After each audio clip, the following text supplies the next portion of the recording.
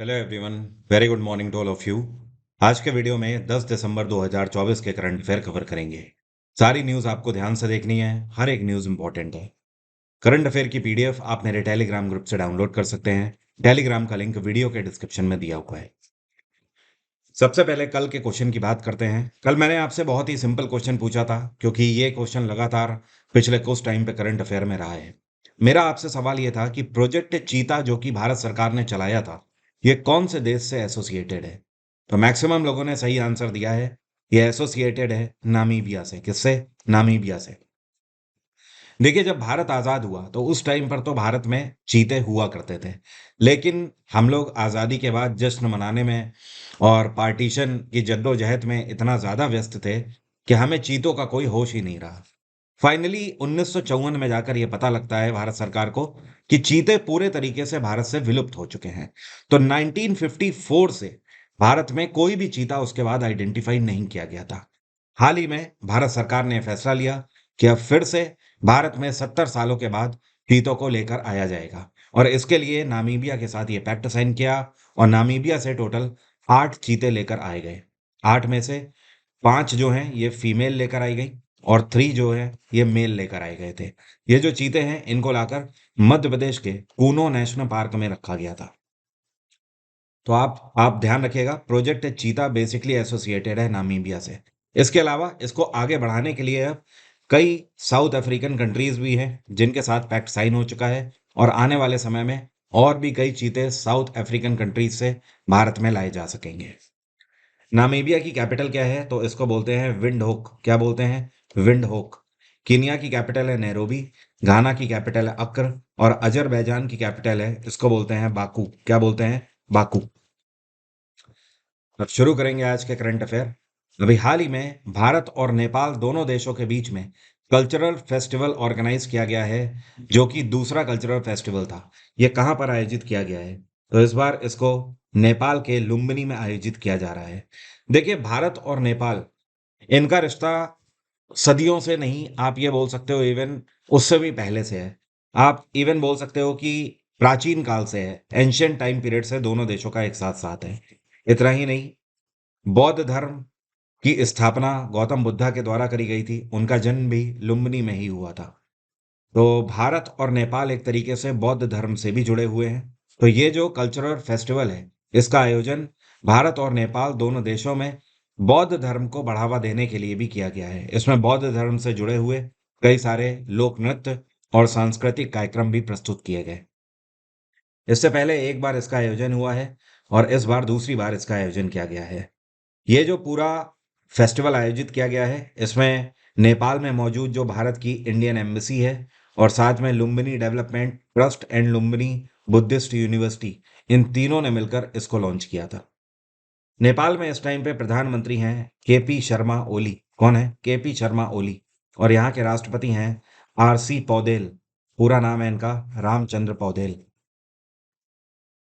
ये कौन है जिनके द्वारा बीमा शक्ति योजना लॉन्च करी गई है हरियाणा के पानीपत से?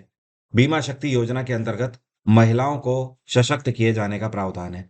तो इसको प्रधानमंत्री नरेंद्र मोदी के द्वारा लॉन्च किया गया है। अब सवाल ये उठता है कि बीमा शक्ति योजना है क्या?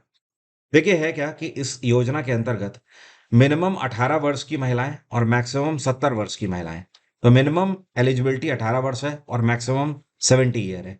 इस एज के बीच की जो भी महिलाएं हैं, वो इसके लिए एलिजिबल है। अब है क्या, कम से कम उन्हें क्लास 10th पास होना चाहिए। अगर ये दोनों एलिजिबिलिटी मिलती है महिलाओं की, तो उनको भारत सरकार की तरफ से 3 साल की बीमा शक्ति ट्रेनिंग दी जाएगी, जिसमें उनको इंश्योरेंस सेक्टर के बारे में अवेयरनेस दी जाएगी। साथ में उनको बताया जाएगा कि इंश्योरेंस सेक्टर किस तरीके से काम करता है, और लोगों के लिए एक इंश्योरेंस क्या क्या चीज़ें बेनिफिशियल रखता है। इन 3 सालों के टाइम पीरियड में जब सरकार ट्रेनिंग देगी, तो साथ में स्टाइपेंड भी देगी इन महिलाओं को। अब 3 साल के बाद जो ये महिलाएं होंगी, ये एलिजिबल हो जाएंगी एलआईसी एजेंट बनने के लिए। ठीक है, क्योंकि यहाँ पर क्या है कि ये जो पूरा प्रोग्राम है, ये लाइफ इंश्योरेंस कॉरपोरेशन के द्वारा और भारत सरकार दोनों मिलकर लॉन्च कर रहे हैं। तो 3 साल जब ये महिलाएं बिता लेंगी बीमा शक्ति स्कीम के अंतर्गत, उसके बाद एलआईसी एजेंट बनने योग्य हो जाएंगी। और एलआईसी एजेंट बनने के बाद अगर वो एक और एलआईसी का एग्जाम देने के एलिजिबल होंगी, मीन्स मान लीजिए कि उस टाइम पर अगर उन्होंने ग्रेजुएशन कर ली है तो वो एलआईसी के अंदर एक और एग्जाम देने के लिए एलिजिबल हो जाएंगी। वो एग्जाम अगर उन्होंने क्वालिफाई कर लिया तो उसके बाद वो डेवलपमेंट ऑफिसर भी बन सकती हैं एलआईसी के अंतर्गत। तो एक तरीके से बीमा शक्ति योजना महिलाओं के लिए एक ऐसी योजना है जो कि उन्हें एक बेसिक योजना जिसके अंदर महिलाओं को स्टाइपेंड मिलेगा, वहां से लेकर एलआईसी के अंदर एक सरकारी कर्मचारी बनने तक का रास्ता तय करता है। हरियाणा में अभी हाल ही में एक बार फिर से बीजेपी की सरकार आई है और यहाँ के मुख्यमंत्री हैं नायाब सिंह सैनी और यहाँ पे गवर्नर हैं बंडारू दत्तात्रेय। वैसे क्या आप जानते हैं हरियाणा के फोक डांस कौन कौन से हैं जो कि आपसे पूछे जाते हैं? एक तो पंजाब वाला ही है, जैसे पंजाब में गिद्दा चलता है तो हरियाणा में भी गिद्दा चलता है।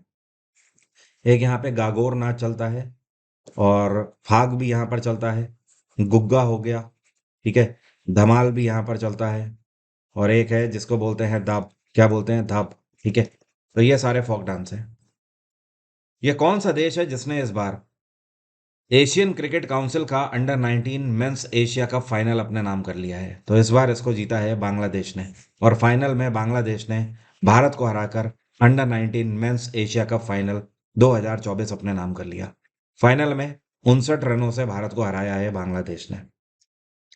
वैसे आज तक एशिया कप जो हुआ है क्रिकेट में, ये इस बार 11वां संस्करण इसका लॉन्च किया गया है, मतलब 11 बार ये हो चुका है और 11 में से 8 बार भारत इसको जीता है और 2 बार इसी के साथ बांग्लादेश अब इसको जीत चुका है। क्लियर है? और इस बार जो इसका आयोजन किया गया, ये दुबई में आयोजित किया गया था। इसकी शुरुआत 29 नवंबर को हुई थी और इसका जो समापन है ये अभी परसों के दिन हुआ है, 8 दिसंबर को। एक और इम्पॉर्टेंट बात ध्यान रखें, इस बार जो प्लेयर ऑफ द सीरीज रहे हैं ये हैं इकबाल हुसैन इमोन, जो आपको पिक्चर में दिख रहे हैं ना, इनका पूरा नाम है इकबाल हुसैन इमोन। ये एक बांग्लादेशी फास्ट बॉलर हैं और इन्होंने 13 विकेट इस टूर्नामेंट में लिए हुए हैं। सबसे ज्यादा रन बनाने वाले खिलाड़ी रहे शाहजाइब खान, जो कि पाकिस्तान के हैं।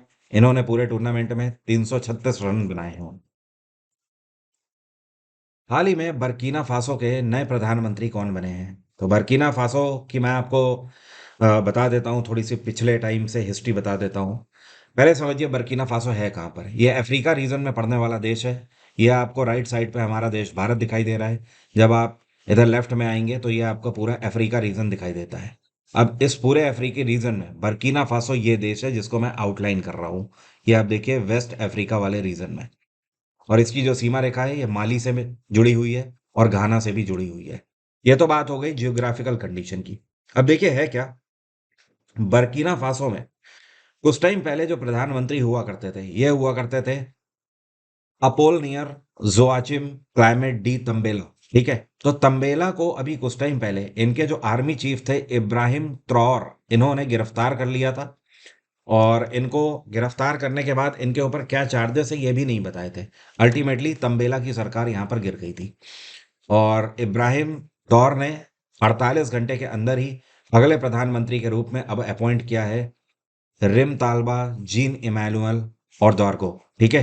तो अब से नए प्रधानमंत्री हैं रिम तालबा जीन, जो कि बर्किना फासो की आप कमान संभालेंगे और यहाँ के आर्मी चीफ तो इब्राहिम ट्रॉर ही हैं। तो तंबेला की सरकार अब गिर गई है, ठीक है। बर्किना फासो की कैपिटल पता है क्या है? इसको बोलते हैं ओगा दोगा। यहाँ पर मैं लिख देता हूँ ओगा दोगा, ठीक है। ये कौन सा देश है जिसने हाल ही में अमेरिका और बहरीन के सिक्योरिटी पैक्ट को ज्वाइन कर लिया है?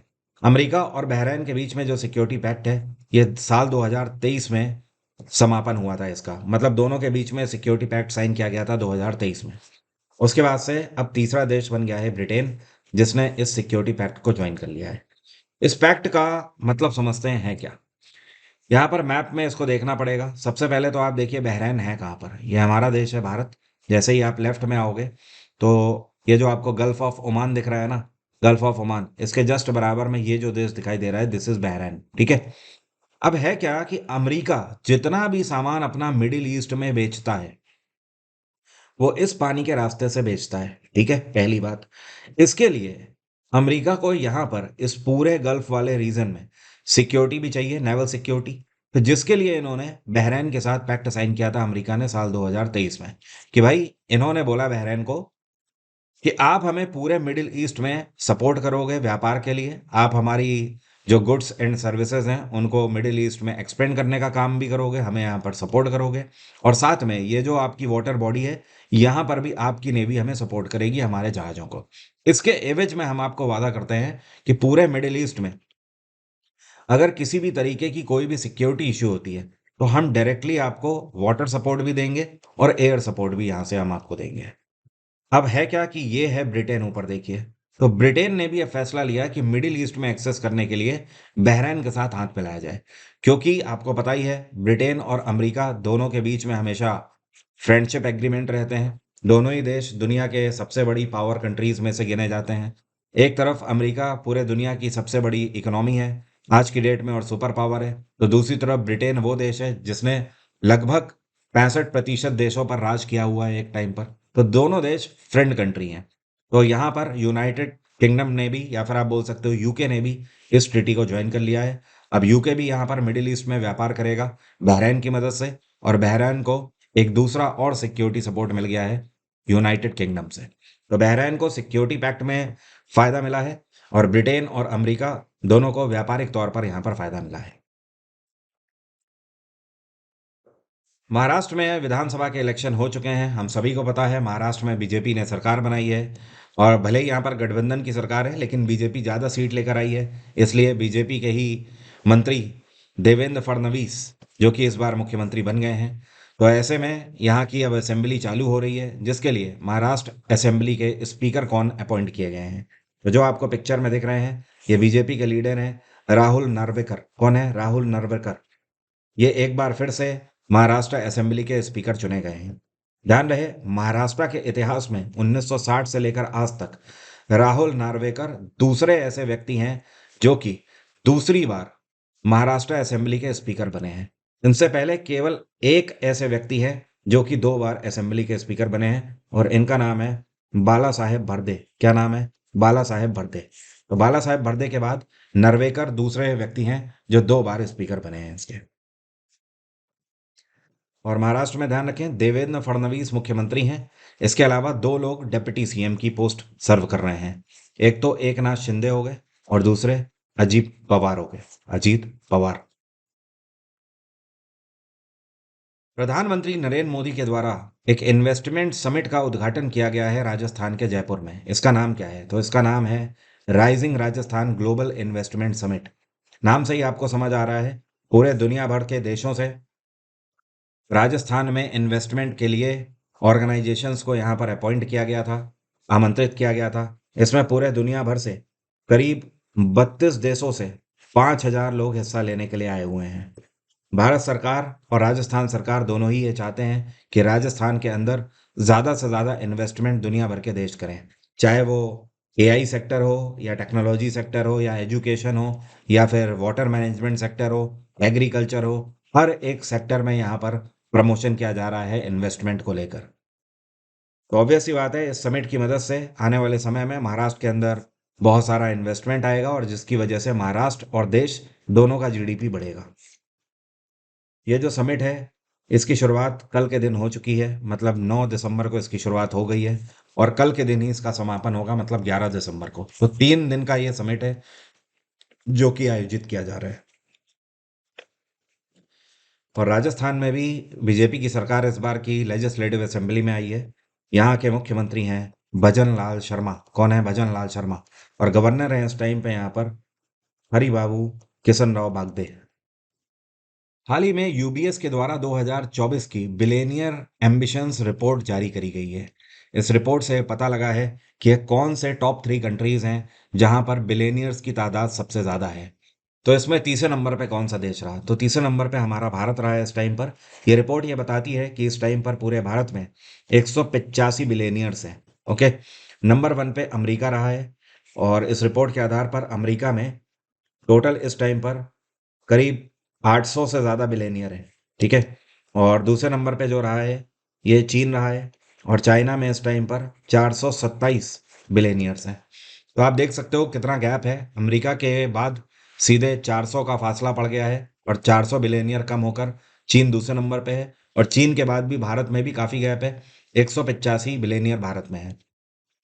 तो दुनिया के टॉप 3 कंट्रीज हैं जिसमें सबसे ज़्यादा बिलियनियर्स हैं। और चाइना में अगर देखा जाए तो बिलियनियर्स की जो संख्या है वो काफ़ी हद तक घट गई है। पिछले 1 साल में चाइना के अंदर 93 बिलियनियर्स की संख्या घट गई है। मतलब 93 ऐसे लोग हैं जो कि बिलियनियर्स की कैटेगरी से नीचे आ गए हैं। यूनाइटेड नेशन जनरल असेंबली के द्वारा ये कौन सा दिन है जिसको वर्ल्ड मेडिटेशन डे के रूप में डिक्लेयर किया गया है? मतलब अब से हर वर्ष इस दिन वर्ल्ड मेडिटेशन डे के रूप में मनाया जाएगा, या फिर आप बोल सकते हो हिंदी में विश्व ध्यान दिवस। तो ये है 21 दिसंबर, जिसको यूएनजीए ने वर्ल्ड मेडिटेशन डे डिक्लेयर कर दिया गया है अब से। यूनाइटेड नेशंस जनरल असेंबली के इस फैसले पर पूरे दुनिया भर के 193 देशों ने मुहर लगाई है। मतलब लगभग लगभग पूरे विश्व ने मान लिया है कि 21 दिसंबर सही दिन रहेगा मेडिटेशन डे को मनाने के लिए। और भारत को इसमें जो है को स्पॉन्सर्ड के रूप में शामिल किया गया है, क्योंकि यूनाइटेड नेशन जनरल असेंबली ने भले ही इसे पास किया हो, लेकिन वर्ल्ड मेडिटेशन डे मनाने के लिए सबसे पहला देश भारत है जिसने यूनाइटेड नेशंस में एक गुहार लगाई थी कि मेडिटेशन डे पूरे दुनिया में मनाया जाना चाहिए। इसलिए को स्पॉन्सर्ड के रूप में भारत को इसमें शामिल किया गया है। डिफेंस मिनिस्टर राजनाथ सिंह के द्वारा रशिया में भारत का ये कौन सा नेवल शिप है जिसको कमीशन किया गया है? तो रशिया के सपोर्ट के लिए और रशिया और भारत की जो फ्रेंडशिप है, इसको भी और बेहतर बनाने के लिए, जो डिप्लोमेटिक रिलेशन है उन्हें और बेहतर करने के लिए, ये आईएनएस है जिसका नाम है आईएनएस तुशील। क्या नाम है? आईएनएस तुशील। इसको यहाँ पर कमीशन किया गया है। इससे पहले भी भारत सरकार की तरफ से 6 इंडियन नेवल शिप हैं जो कि रशिया में कमीशन किए जा चुके हैं। ये कौन सा शहर है जहां पर सरदार वल्लभ भाई पटेल का 11 फीट ऊंचा स्टैचू इनॉग्रेट किया गया है? इसके बारे में आपको याद होगा, मैंने आपको कल भी बताया था, क्योंकि मैंने आपको बताया था कि बीएसएफ डे हाल ही में मनाया जा रहा है। और बीएसएफ डे जिसका उद्घाटन गृह मंत्री अमित शाह के द्वारा किया गया है, तो उन्हीं के द्वारा सरदार वल्लभ भाई पटेल का ये स्टैचू भी वहां पर इनॉग्रेट किया गया है। और ये कहाँ पर किया गया है? राजस्थान के जोधपुर में। आपको याद होगा, मैंने कल भी बताया था कि बीएसएफ का स्थापना दिवस जोधपुर में मनाया जा रहा है। तो ये जो स्टैचू है, यहाँ से आप देखिए, यहाँ से लेकर यहाँ तक ये पूरा 11 फीट का है। और इसके नीचे का जो पेडेस्टल है, पेडेस्टल मतलब ये पूरा जिसके ऊपर स्थापित किया जाता है स्टैचू, ये 8 फीट का है। इसका जो वजन है ये 1100 किलो है। कितना? 1100 किलोग्राम। ध्यान रहे, पूरे दुनिया भर में सरदार वल्लभ भाई पटेल का सबसे ऊंचा स्टैचू साल 2018 में प्रधानमंत्री नरेंद्र मोदी के द्वारा इनॉग्रेट किया गया था, गुजरात के केवादिया में। कहाँ पर? केवादिया में। अच्छा, क्या आप मुझे कमेंट बॉक्स में लिखकर बता सकते हो कि जो स्टैचू ऑफ यूनिटी है जो केवादिया में इनॉग्रेट किया गया था, इसकी हाइट कितनी है फीट में? जरा कमेंट बॉक्स में लिखकर बताइए, देखें कितने लोग बता पाते हैं। अगर आप बताएंगे तो पहले 3 स्टूडेंट का नाम मैं कल जरूर लूंगा। हाल ही में बीसीसीआई के एक्टिंग सेक्रेटरी के रूप में किसको अपॉइंट किया गया है? तो जो आपको पिक्चर में दिखाई दे रहे हैं, एक टाइम पर ये क्रिकेटर रह चुके हैं और आसाम से स्टेट लेवल के क्रिकेटर रह चुके हैं। इनका नाम है देवजीत सैकिया। क्या नाम है? देवजीत सैकिया। और देवजीत सैकिया इससे पहले बीसीसीआई के जॉइंट सेक्रेटरी भी रह चुके हैं। इस टाइम पर बीसीसीआई के जो प्रेसिडेंट है ये हैं रॉजर बिनी। कौन है? यहाँ पर मैं लिख देता हूँ, रॉजर बिनी। इनके बारे में कौन नहीं जानता है? ये तो 1983 में जब भारत ने कपिल देव की कैप्टेंसी में वर्ल्ड कप जीता था, तो उस टीम के एक खिलाड़ी में रोजर बिनी भी थे। तो रोजर बिनी इस टाइम पर प्रेसिडेंट है और बीसीसीआई के प्रेसिडेंट को यह अधिकार होता है कि वो एक्टिंग पोस्ट पे किसी को अपॉइंट कर सकते हैं अपनी मर्जी से। तो इन्होंने फैसला लिया है कि देवजीत सैकिया अब एक्टिंग सेक्रेटरी होंगे, क्योंकि हाल ही में जो जे शाह हैं वो बीसीसीआई से चले गए हैं और डायरेक्टली अब आपको पता ही है वो आईसीसी के चेयरपर्सन बन गए हैं। तो जब तक उनकी सीट वैकेंट है तब तक एक्टिंग सेक्रेटरी के रूप में सैकिया ही अब संभालेंगे बीसीसीआई को। बीसीसीआई की स्थापना 1928 में करी गई थी। इसका हेडक्वार्टर है मुंबई और इसके सीईओ हैं उस टाइम पे हेमांग अमीन। यहाँ पर मैं लिख देता हूँ। कैलेंडर आ चुका है 2025 का। आपके पास 180 दिन से भी कम बचे हुए हैं एसएससी सीजीएल एग्जाम के लिए। करीब 200 दिन आपके पास सीएचएसएल और एमटीएस के लिए बचे हुए हैं। तो समय बिल्कुल भी वेस्ट नहीं करना है। जीएसजी के कवर करने के लिए आप मेरा फाउंडेशन बैच अवेल कर सकते हैं एग्जाम इंजन एप्लीकेशन से। विंटर ऑफर चल रहा है, फ्लैट 50% डिस्काउंट है हर एक बैच पर। आप इसका फायदा लेकर जैसे ही आप सेव 50 कोड लगाएंगे तो मेरे किसी भी बैच में जो फी है वो सीधे 50% कम हो जाएगी। एनटीपीसी वाले स्टूडेंट आरआरबी एनटीपीसी का स्पेशल बैच भी परचेज कर सकते हैं। इसमें मैथ्स, जीएसजी के कंप्लीट, साइंस, वो भी जनरल साइंस जो कि आपकी फिजिक्स, केमिस्ट्री, बायो कवर करती है, और साथ में रीजनिंग, ये पूरा आपका एनटीपीसी का सिलेबस कवर करता है। अपार्ट फ्रॉम दिस, अगर आप किसी पर्टिकुलर एग्जाम की तैयारी कर रहे हैं या यूनिवर्सिटी में है, तो जैसे कि सिर्फ हिस्ट्री, सिर्फ पॉलिटी, सिर्फ ज्योग्राफी, इस तरीके के ऑप्शंस भी आप ले सकते हैं एग्जाम इंजन एप्लीकेशन में। बहुत कुछ है एग्जाम इंजन एप्लीकेशन में आपके लिए। एक बार विजिट करिए और प्रीमियम कोर्स वाले ऑप्शन में जाकर देखिए और सेव 50 कोड लगाइए और अपनी तैयारी आज ही से शुरू करिए, क्योंकि एक एक दिन महत्वपूर्ण है। आखिरी समय पर कुछ होता नहीं है और फिर एक साल पूरा बर्बाद हो जाता है। 2024 खत्म हो रहा है। कोशिश करिए और आज ही से रणनीति बनाइए कि 2025 आपका वेस्ट ना जाने पाए। अब मेरा आज का सवाल है आपसे। स्पोर्ट टर्मिनोलॉजी से मेरा एक क्वेश्चन है, स्टैटिक जीके का। मेरा क्वेश्चन ये है कि एक वर्ड है जिसका नाम है शो जंपिंग। ये वर्ड कौन से खेल में यूज किया जाता है? जरा कमेंट बॉक्स में लिखकर बताइए। आज की बात यहीं तक रहेगी। Thank you so much. Have a nice day. Take care. Bye bye. आपका दिन मंगलमय हो।